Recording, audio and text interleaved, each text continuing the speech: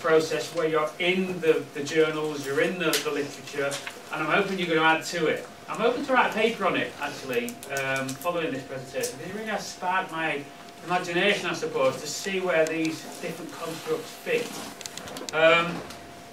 So I'm going to go take you through a bit of a process, really, around how talent development in both physical education and sport, and I'm distinguishing between the two quite clearly here, relate to physical literacy.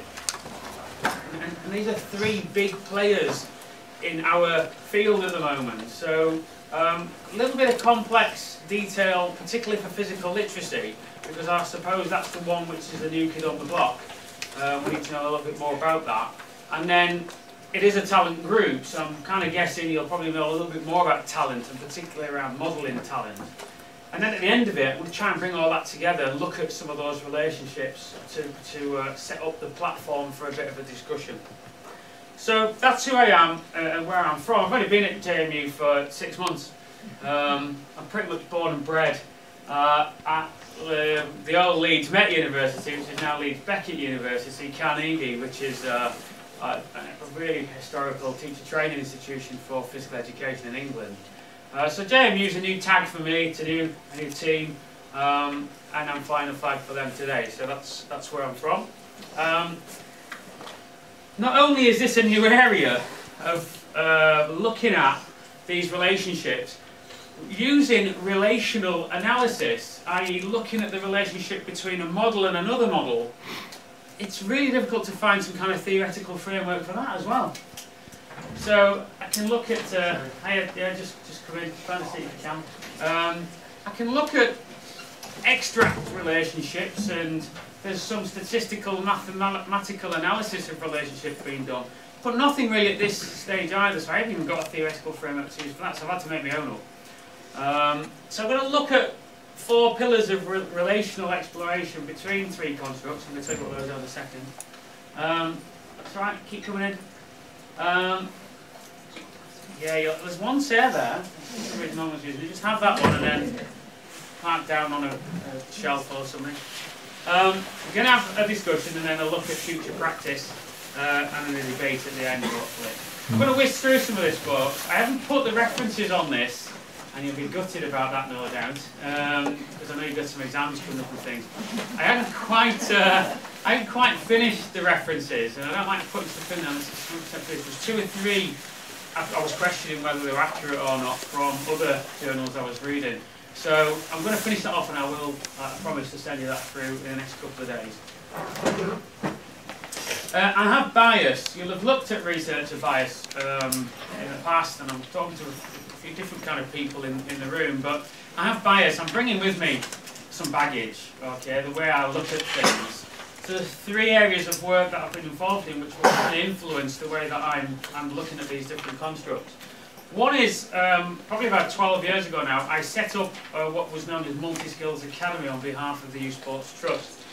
And I also now run a project called Start to Move. Now both of those projects, big projects nationally across England, are movement-based projects. That's it. Okay, so when I start talking about physical literacy, my perspective on physical literacy is heavily movement-tainted, if you like. Okay? So that's researcher bias number 1. The second thing is I have been a principal investigator on some aspects of talent development. One was a huge project done around talent development in physical education. So you'll see quite clearly, my understanding of talent development in PE is a curriculum-based perspective of physical education. It's what we see as talent within that. Okay? So that's researcher bias number 2. The last one is, following that work, I then got involved in talent development in sport with a lot of different national governing bodies of sport as well, and I'm seconded to the Rugby Football League, to the national organisation, to look at talent development pathways and support that. So my last bias is very much around, I'm into modelling and talent development in terms of pathways and systems. Okay? So again, there's a bias towards that as well. So you can get a sense really of what the 3 directions we're going to be looking at. One is very movement oriented, one is talent in physical education as a national curriculum type of construct, And then the last one is talent in sport. And now that one, for my definition, is pretty much the maximisation of athlete potential outside of a school environment in a competitive structure. Okay, so that's my own kind of definition. You can have your own, no doubt. So there's the 4 pillars, look. So look, I've got these 3 constructs now spinning around in my mind. It's physical literacy as a construct. It's talent in physical education as a construct. It's talent in sport as a construct. My job is to see if there's any relationships between those 3. Because that's the title of the presentation. Exploring the relationship between talent in physical education and sport and physical literacy. So what I'm going to do is I'm going to look at 4 aspects of those 3 things. Okay? The first thing I'm going to look at is where they originate from. So where did physical literacy start? What is the premise of it? Where did it have its origins? The second thing is, why did they actually come about? Rationalise them. And as you know yourselves, if you want to form a rationale, it's the why that we're doing things in a certain way. The third pillar is discourse. And discourse is what is happening in that field. What is going on? What's the content? And then the last one is, what do they actually look to achieve? What are the outcomes of those different areas? So when I formed these pillars, you know, when I first started doing this analysis of this relationship, I thought it'd be all like dead straightforward then, really kind of, nice fit. As with all these things, it isn't a particularly nice fit at times, and it's a little bit crowbarred and engineered. I'll be honest with you, when I'm going through it, I'll be honest which bits are really difficult to figure out within those pillars, and just come clean with you, okay, and say, well, actually, if you're going to try and do that, then you'll be up against it. So if you're doing relational analysis, i.e. looking at the relationship between one thing and another, if you're looking at relationships, we'll save you a special thing now. Okay. If you look at relationship analysis, another way of looking at it is just, how do 2 people relate to each other? Are there certain things that they get? Are there certain things that they disagree with? Is the way that 2 people look at things different? Have they got different aspirations and ambitions? If you look at relationships, you've got to kind of dig beneath relationships to really understand what they're about. I'm not a counsellor, I'm not into relationships or anything like that, but this is an interesting exercise because it gets us to think more about the actual substance or the essence of these different constructs that we're actually looking at. This is the tough bit now for me. And I was saying when I came in, this is a construct, physical literacy, which has been around a while now, probably, I don't know, best part of 4 or 5 decades, but has actually only really started to pick up pace in the last probably 15 years, with particularly the work of one woman, Margaret Whitehead, who's been at the forefront of developing this. Okay? So physical literacy, this is the tough gig now, this is the first bit, which I know the least about. Okay? Now, which is probably why I've talked a little bit more about it, because I think you'll know the least about it as well.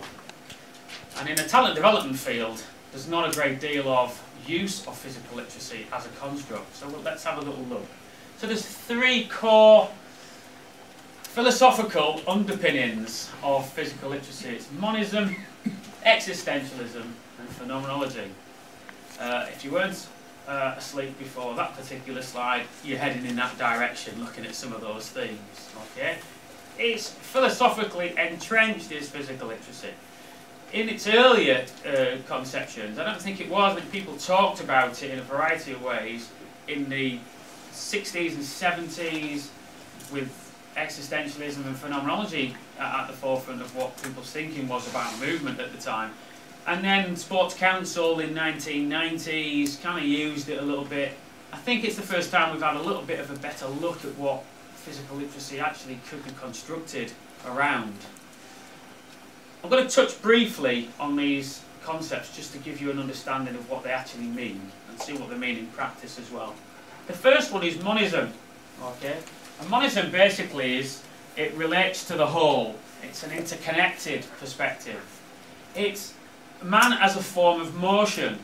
It's man as a verb, not a noun. It's man as constantly moving, and an interconnectedness which suggests that if man stops moving, it ceases to exist. It's basically, from Whitehead's perspective, and I'm going to actually read that out, the value of PE is characteristically assessed from a predominantly dualistic position, and that's the separation of body and mind. Okay, monism basically suggests it's the coming together of those two, it's the interconnectedness of those two. Consideration of this human dimension is viewed as only dubiously appropriate education. At best, it's tolerated on the ground that certain forms of exercise can be relaxing or invigorating, and so enhance performance in the key sphere of cognitive endeavour.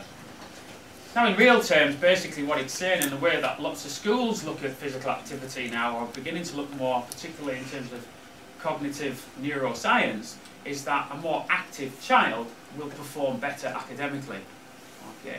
And that's almost the existence of, you know, in terms of education, of the perception around the physical sense of that individual, and the movement and the physical activity related to that. So monism basically just suggests there's an equal platform there. It's not a dualist approach, it's the coming together. In terms of physical literacy then, this is where we spread a little bit wider than Margaret Whitehead's seminal work in the particular area. Motor actions are intentional and thus cognitive. It should not be confused with automaticity and the non-conscious. Okay, mind and body connected, as I've said. The body is the medium through which we have a world, and motility is possessing the basic power of attributing meaning. Now, a big aspect of physical literacy, and one of the key reasons why Margaret Whitehead really then suggested it was important to bring it to the fore, was embodiment, is embodiment. And our embodiment is the first and most fundamental key to the world, enabling us to relate to it, make sense of it and adapt it largely to our design. Since the nature of the world in which we live and its further development and enrichment rests on our embodied capacities, one would have thought they were at least as worthy of awe and respect of any of our other capacities.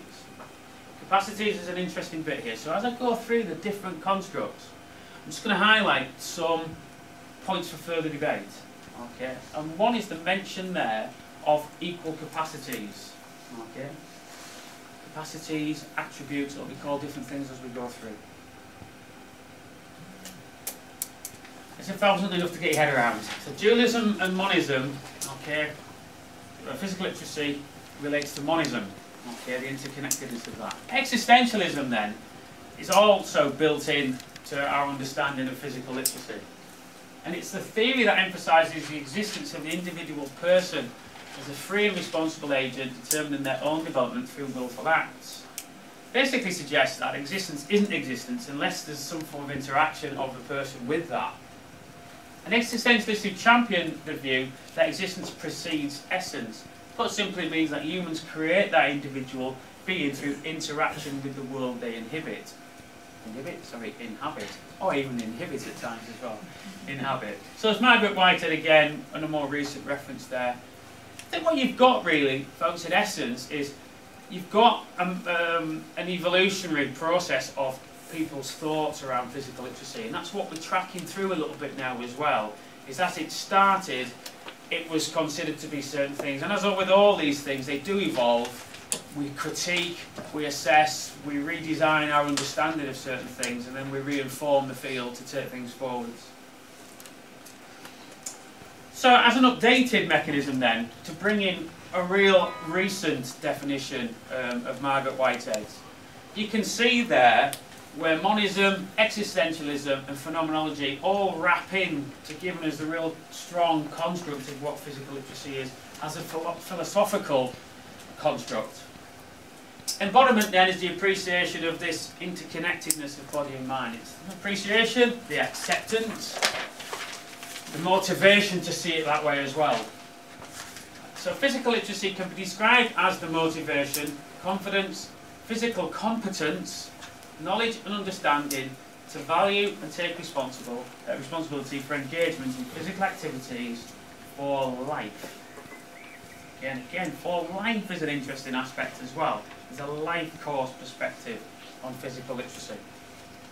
Other things to take into regard here is physical competence, motivation and confidence as well, being predominantly psychological constructs by nature, although Margaret might disagree with how they actually come to fruition at times within the construct of physical literacy. I lost a bit of text there. There's a very recent paper by Govlin, Collins and Button, only last year, although it's been a while in the making. I think that paper took 3 or 4 years to come to fruition, which basically suggests that physical literacy has become a major focus of PE, physical activity and sports promotion worldwide. It's a multifaceted conceptualisation of the skills required to fully realise potentials through embodied experience. That paper is a real interesting paper because it basically tries to understand physical literacy and its use. Okay, and it really critiques that. Journal of Sports Medicine, really strong paper to bring you really up to speed with where it's going on. I think it's flawed. It uses exergaming as a bit of a suggestion as to how physical literacy could wrap its future direction. I don't get some of it, if I'm perfectly honest. I don't think it really adds much at all. But in some areas of it, it does really give a broader conception of physical literacy than what I'm giving you today. Because what I'm giving you today is pretty much an English perspective, and what that paper does is give some international dimensions as well. So back to Whitehead's appreciation now. What we've got is rationalising it now. Why did it come about? Well, Whitehead suggests because there wasn't enough embodiment. We didn't get the interconnectedness of body and mind. We needed to bring that back into focus. She was unhappy about the direction PE was travelling. She was happy about it, but other people have been unhappy about it as well. We'll come on to that in a second, around some elitist notions of what we were doing in PE, the direction of travel. There's a general lack of movement development that was really critiqued and suggested, well, that's not taking us in the right direction for the current generation of children. And finally, and I think this is an outlier, I don't get this one at all, if I'm perfectly honest, and a lot of the work has childhood obesity wrapped into it. I think in the same way as PE often says it's the solution to childhood obesity. I'm not sure why that's there, I'm going to be perfectly honest with you. To combat obesity, it's a byproduct at best, it's an outlier at worst. I don't quite get that one. So when you look at physical literacy and you look at the reason why it's being introduced, that's the one that I would question. Make your own judgment on that. Through the use of particular pedagogies, more realistic models of physical competence and physical activity can be offered by physical literacy, and that's the reason why it was brought into existence. Now, the discourse. The discourse is an interesting one. It's a bit like plaiting fog for me. It's very difficult to understand at times what exactly physical literacy is trying to achieve or what it does. Put that down to its infancy in a lot of cases. But what it purports to do is basically support the interaction with the environment of the individual, to provide confidence and competence, and also motivation. So there's these three kind of attributes it's trying to develop, these three competencies it's trying to develop. As a result of that, you'll end up with a greater sense of self-confidence, self-expression, communication with others, and knowledge and understanding. And then it's represented as this kind of cyclical approach of these traits and attributes, these environments, I suppose, and these affordances to coming into the development of capacities in certain ways, and then going back into some of those affordances. If it looks like I'm having difficulties explaining the discourse, it's because that's what it is. This is difficult. I find it, from my analysis, quite difficult to understand exactly what the discourse is. It's wide-ranging, and often, I think, because of its infancy and embryonic nature, quite difficult to pin down.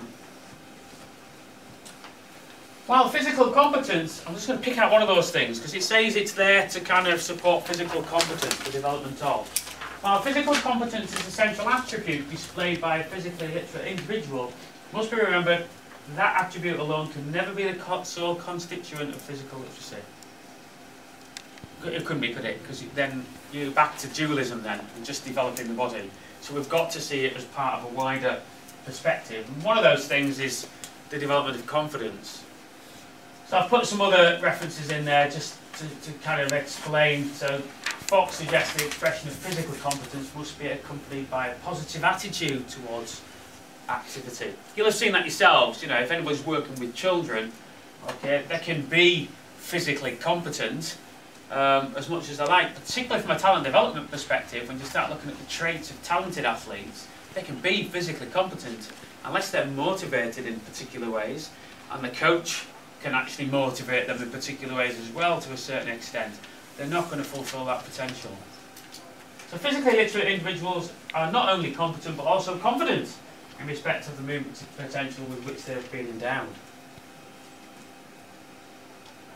So the outcomes then are physical competence, confidence and embodiment. Okay? They're the three outcomes of physical literacy. I actually think there's a few more, but it needs a bit more analysis and it needs to be developed a little bit more to understand exactly what those outcomes are. But at this moment in time, I think that's the three that it's purported to achieve. So in summary, I've lost a bit of text here. In terms of its origins of physical literacy, it's philosophical and educational. Okay, that's where it's come from really, and that's where its place is seen. It's seen as a bit of a physical education, almost not an alternative as such, but something to kind of just readjust our thinking about physical education as well. It's to do with embodiment. The reason why it was brought in was around to improve embodiment. The direction of PE was thought to be anti-elitist, and there was this lack of movement development and general inactivity. Its discourse is around life course perspectives, philosophy. It's multifaceted. Just bear that one in mind. It is multifaceted. It's not singular in what it thinks about. It's drawing on a number of capacities. It's attributional. It means that we're working with children and we recognise they've got attributes in different ways. And the outcomes, as I've already just touched on there. So that's physical literacy. Okay. Took me that's the one that's probably going to take me a little bit longer. So I'm going to accelerate a little bit now. We've got that construct of physical literacy in our minds. What I now need to do is look then if there's any relationships between physical literacy, talent in physical education, and talent in sport. So these last two, just 5 minutes each to kind of touch on those constructs before we have a discussion on that. Everyone okay so far? Yeah? Anyone want to ask any questions on that first bit? No? Okay, keep your questions. I'm hoping you're going to have some by the end. This is a bit where you're probably a bit closer to home. Right, talent in PE. What was my definition of talent in PE? Where is talent in PE? What am I talking about? Anybody? I feel like a politician. You can talk to me. What's talent in PE? What am I talking about? There you go, simple as that. Within the curriculum, okay, well done. So, talent in physical education is a curricular subject area. Now, I'm going to take you back 15 years. Doesn't seem that long ago, but 15 years. We had quite a lot of research going on, a lot of theorising at least, not a lot of empirical research, but a lot of theorising about the nature and relationship of excellence, ability, talent in sport, and that's that relationship of excellence in sport, if you like, with physical education, and what is excellence or ability in physical education itself. So Kirk and Morley and Dawn Penny were the kind of first people, I suppose, of this era who started to talk about it in any great detail. John Evans then, I think, really encapsulated the mood at the time when he started to talk about the use of PE as a means of addressing governmental agendas. Because he basically said, I remember having the conversation with him, Dave, we're not looking enough at ability, and I tell you why we're not looking at ability. It's because we're busy meeting the needs of governmental policy indicators and politics around health and kind of sport generally. So John basically said simply that thinking of this kind, i.e. meeting agendas, has so dominated the discourses of this profession and constrained its agendas, it's now almost impossible to debate the nature of ability and what is educationally worthwhile in the practices of PE as a curriculum subject area. So there was you probably, before you came in today, thinking, oh well, talent in PE, talent in sport, it's all the same thing. Well, actually, there was a whole range of work that went on which contested that notion that it was the same, and it was just this synonymous kind of entity, that talent in sport and talent in PE, we were doing the same things.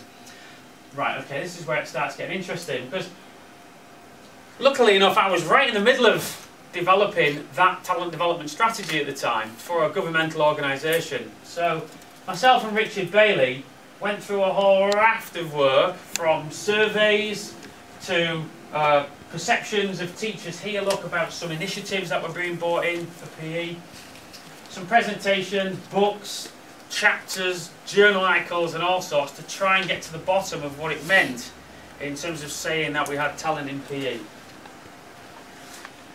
Why did we do that?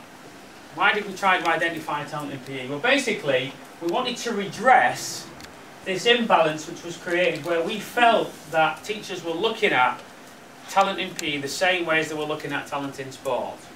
We wanted to put PE on the map and say, look, no, I'm sorry, talent in PE is not talent in sport. We do very different things in PE than what we do in sport. Okay? So therefore, we need to assess ability in different ways. The question was, of course, how do we assess those abilities? So if you were to go into, and I'm talking predominantly now in secondary schooling, what you call post-primary. Okay, post-primary. So I'm talking about post-primary now in particular. How would you assess ability? How would you assess excellence? How would you recognise and identify someone as talented? So, you know, if you went into a school yourselves, how were you identified as talented in PE?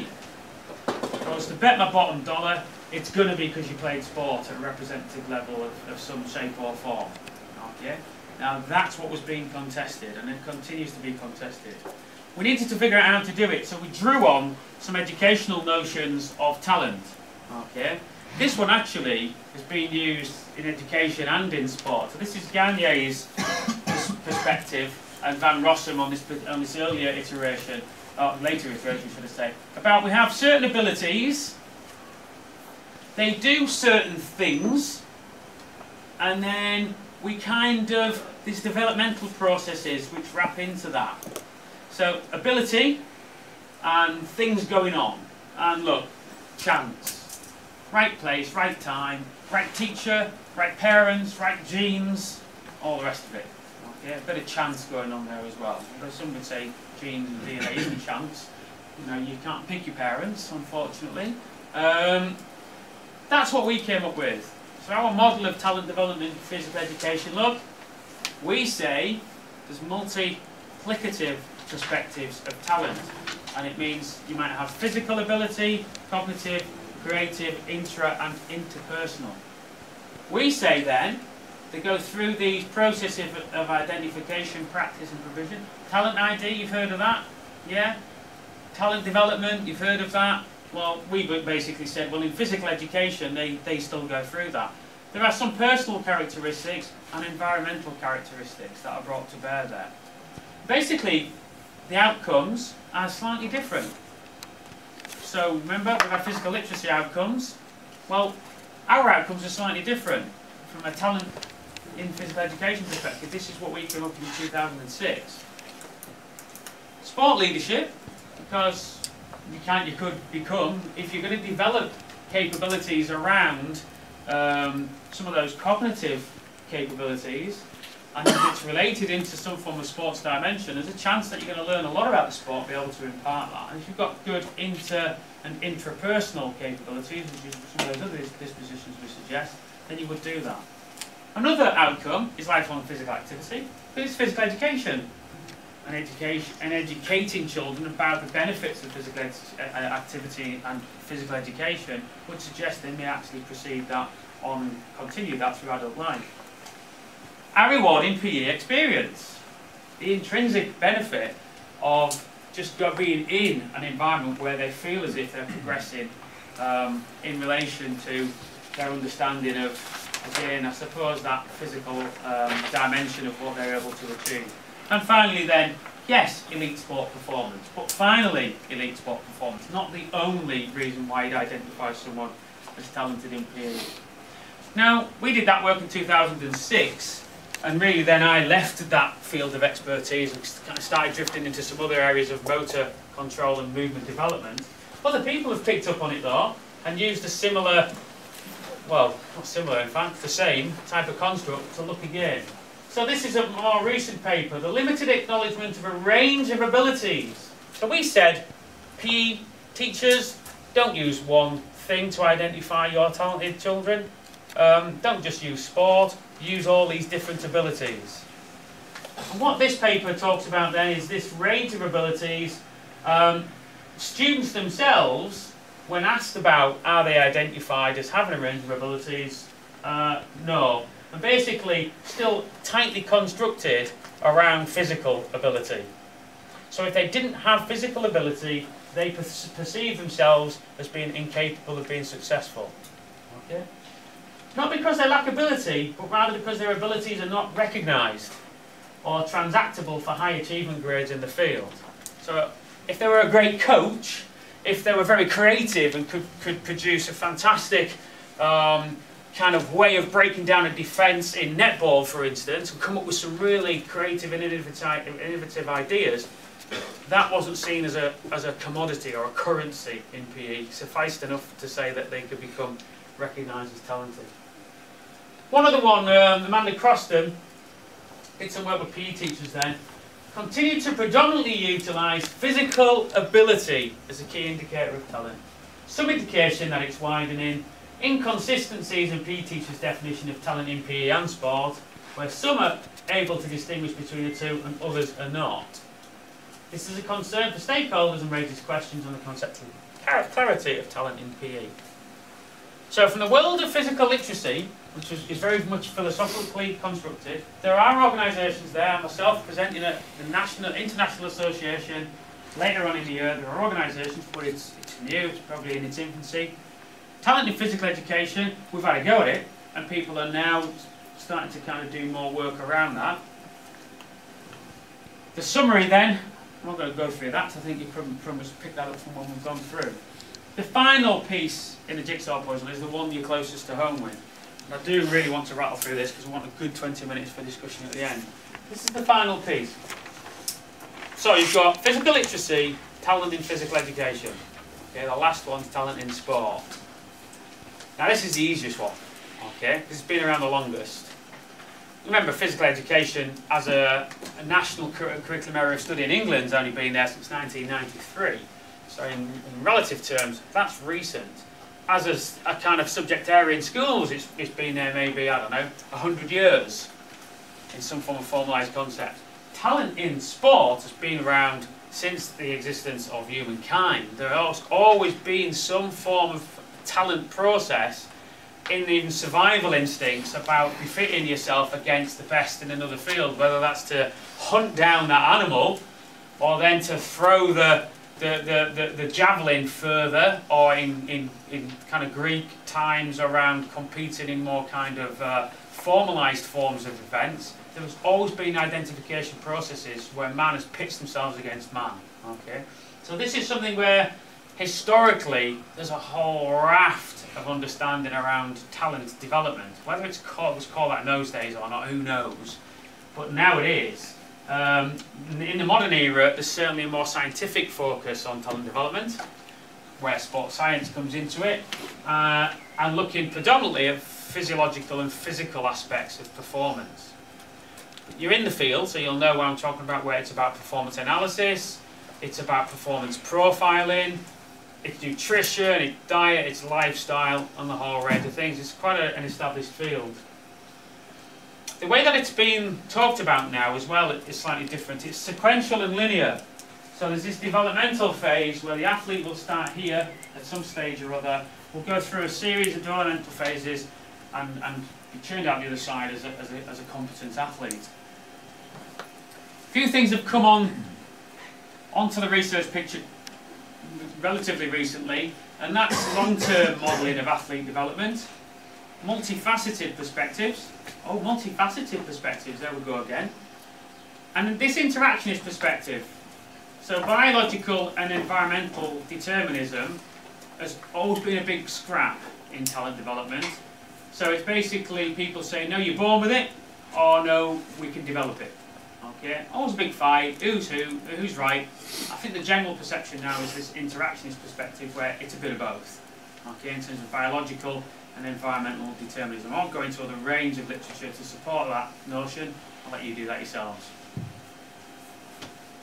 So the rationale really of talent in sport, I think you'll know it, so I'll just breeze through this. Identify and select talented athletes to perform at the highest level within a given sport. Interesting debate this morning I heard on the news of whether we're going to allow bridge to be classified as a sport. Got me chuckling as well. And you know what? They're going to a judge to ask a judge whether it can be classified as sport. And then Sport England will have to fund it if it gets classified as a sport. That's why I'm just doing it. Some funding. 50,000 players of bridge, and they're going to a judge to determine it, because the judge, of course, is expert in determining whether a sport is a sport or not. It's an interesting one because it asks questions then about talent. You could become a talented bridge player. Okay. It asks questions about talent in sport. Is that a sport?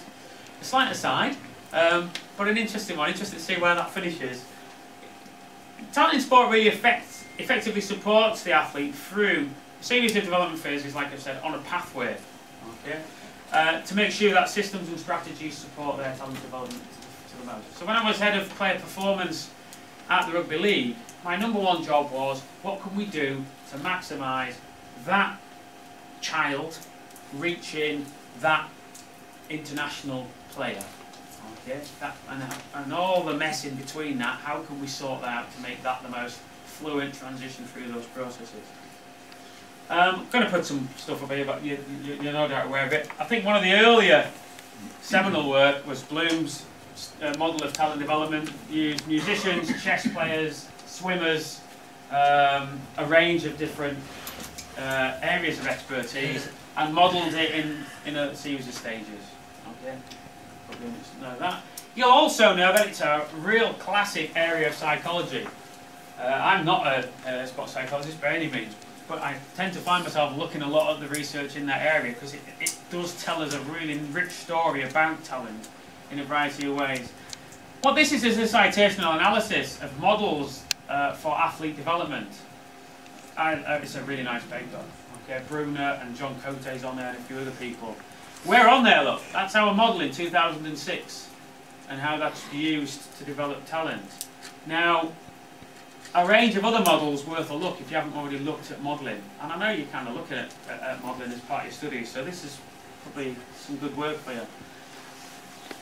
There is a growing agreement that traditional cross-sectional talent identification, cross-sectional being at the age of 10, we'll just identify talent and we'll put them into some form of representative team. Okay, and that's it, and we'll leave them there. Yeah? Cross-sectional is are likely to exclude many, especially late maturing, promising children. And we've got to recognise it's a dynamic process. Look up on that as well. So there you go, you've seen that? Seen that? Yes? No? Yeah. Yes? István Bali, Ireland took this on probably the most out of any of the countries involved in long-term modelling of talent development. It's Stafford's reference, he kind of reflected upon the use of long-term modelling. But basically, look, stages of development. And within each of those stages, it gives some practitioner information about the type of development the child is going through, the type of thing coaches should be doing. It's based on physiological optimization. It says that at the age of 10, children are physiologically able to do this, and there are peak windows of trainability within that. A lot of that's being knocked out of the water, but it's an interesting concept to begin with. There you go. That's just where long-term athlete development has been used to give you an understanding of how talent has been modelled and developed in certain ways. And the last one is Cote's model as well. There's loads of work done in talent in sport. I think the two I've picked out, István Bali and Jean Cote, Istvan Bali's not a lot of research done on it. John Cote, on the other hand, there's a lot of research done on it. And he's spent the best part of 15 years looking at, have you heard of deliberate practice? 10,000 hours? That type of research. So John Cote's done a lot of work around that and models that. And again, look, stages. So sampling years, when they first start off their journey, they go into these specialising years and then investment years. Again, it's staged. Just remember that. Staged. Okay, these models are staged. They provide an understanding at which developmental stage what is happening in that particular athlete's life. Outcomes then, athlete potential. Get them to the end of that pathway in the best shape possible so they can enter competitive sport and perform at the highest level possible. More recently, they have looked, like on Jean Cote's model, around recreation. So if they don't quite get to talent, in fairness, Jean Cote's isn't just a talent model, it's a socialisation into sport model. But if they don't get into a talented environment, can they go into other environments? It may be recreational, and in some national governing bodies of sport, if you drop out of that sport now, they'll send you into coaching, or offer pathways into coaching. So there you go. That's the talent in sport summary. Okay. So pick out some bits of that. Remember, it's multiplicative, which means it recognises some different perspectives on what's going on.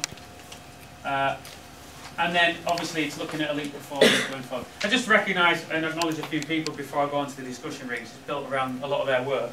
So Richard Bailey, around the talent stuff. Liz Myers, who's helped me out understand a little bit around physical literacy. And then the Rugby League and Manchester United Football Club, who I work with quite a lot on letting me try a few things out, really. So, the discussion is based on this. It's a bit of a whirlwind tour, that, isn't it? I bet you're a bit smashed and hammered, like feeling you've been battered in the wind after those three big concerts. I could literally do modules on each, can't you? Really. So I'm trying to kind of consume quite a lot of information and then regurgitate it for you. So, physical literacy gave us those summaries in terms of origins, rationale, discourse, and outcomes. What I'm doing now is I'm just kind of comparing the origins, rationale, discourse, and outcomes, just as a way of setting up a little bit of a discussion. In terms of its origins then, this is my analysis now. So when you get to that stage where you're doing your dissertations, your thesis, and you've got all this research now, you've done all the analysis, so what? What does it mean? So this is the discussion bit, basically. From an origins perspective, physical literacy and talent in PE come from very similar backgrounds. They're both kind of educationally grounded, and they both recognise there's multiple attributes of the participant. Okay? Although philosophising of physical literacy is much more established and plays much stronger in the construct of physical literacy. I know that because I put together the talent in PE model. I'm not a philosopher. Richard Bailey, funnily enough, is. So we did have a little bit of philosophy in there about where it should come, but it's educationally grounded. It's not so much grounded in philosophy. Physical literacy as an originating subject area as a field is not as well developed. Embryonically, it's still working its way through some of the constructs with which it's really having a struggle with at times as well, to actually gain some form of foothold as well, I think, and get people to almost buy into it.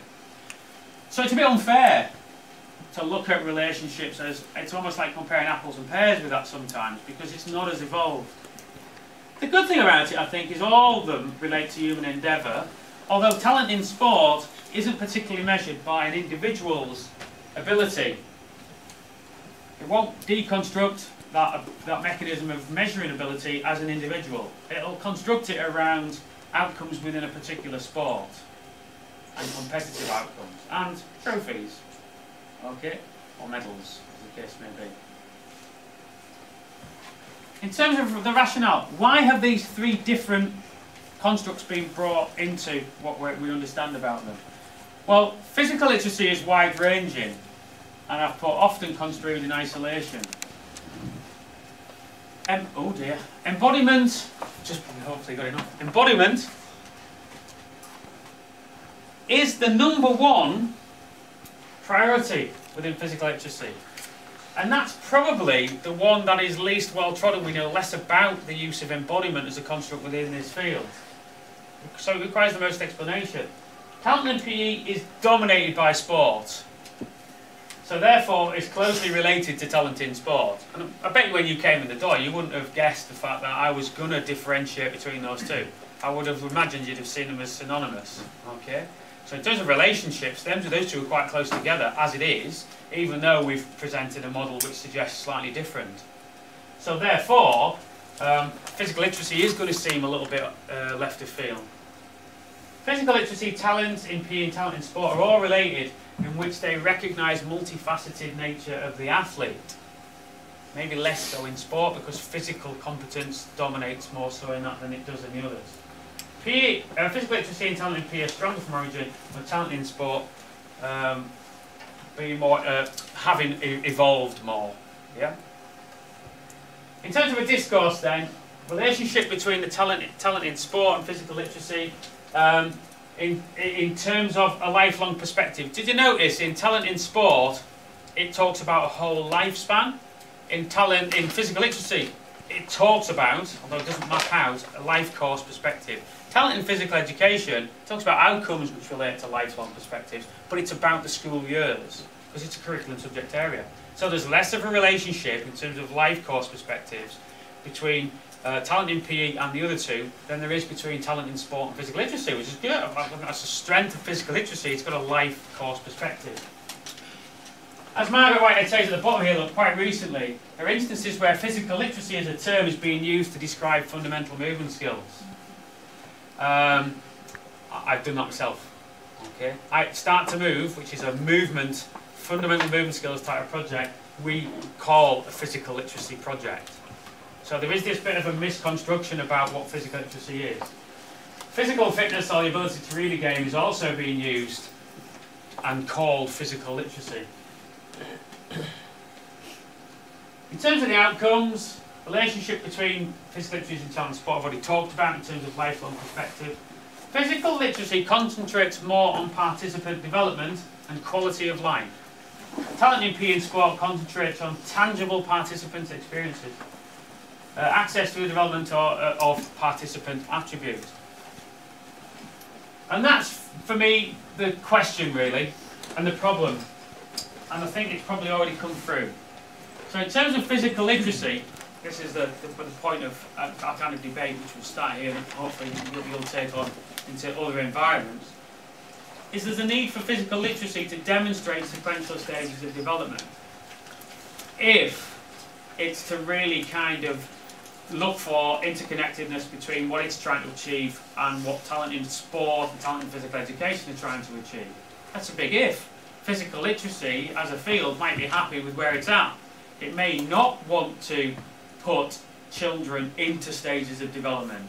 And then the other thing is about adults as well, because adults have to fit into that as well, obviously. At this moment in time, physical literacy as a field has not provided a real discrete understanding of stages of development. It doesn't say at certain stages how embodiment works. It just says it's about embodiment. Whether it goes there or not, there's some soul searching really, because there's some benefits of that, but there's some disadvantages as well. Because we can compartmentalise and label children athletes at different stages if we do that. Life course perspectives of physical literacy need to encapsulate all stages of development. Not a great deal of talk about what happens following school. It seems to be very centred around what happens in the school-based environments. All of them are at fault of that, to be fair. Talent in sport probably less so. Talent in PE very much so, because it's a school-based entity. It's what happens 18 to 30, 30 to 45, 45 to 60. We've got an ageing population, 60 to 80, 80 to 100. We don't really know enough about that sequential at the back end of an adult's existence. And if it's about existence and embodiment, it should follow through. We should know enough about that. We need to know more about the outcomes of physical literacy, exactly what we're looking at to achieve. The last question is, how do they interface, really? Do they need to interface? First time I've looked at physical literacy, whether it actually interfaces, whether there's a relationship with what it's doing now, and whether it adds into any form of talent in sport or talent in PE. Does it need to? If they're to coexist, the one thing I've not talked a great deal about, if they did coexist and all of them were all hunky-dory and did what they thought they were going to be doing, what would it look like from an athlete's perspective? Where is physical literacy? Where do you find it? I know what physical education is, because I've got a national curriculum which will tell me that. I know what talent in sport is, because I've got a sport where I can see it. Where is physical literacy? Where do you see it? Where would you like to see it? Where could it coexist? And that's, I think, the real bottom of the issue. If we're going to look at relationships more effectively, is we need to understand a little bit more about the coexistence of those constructs.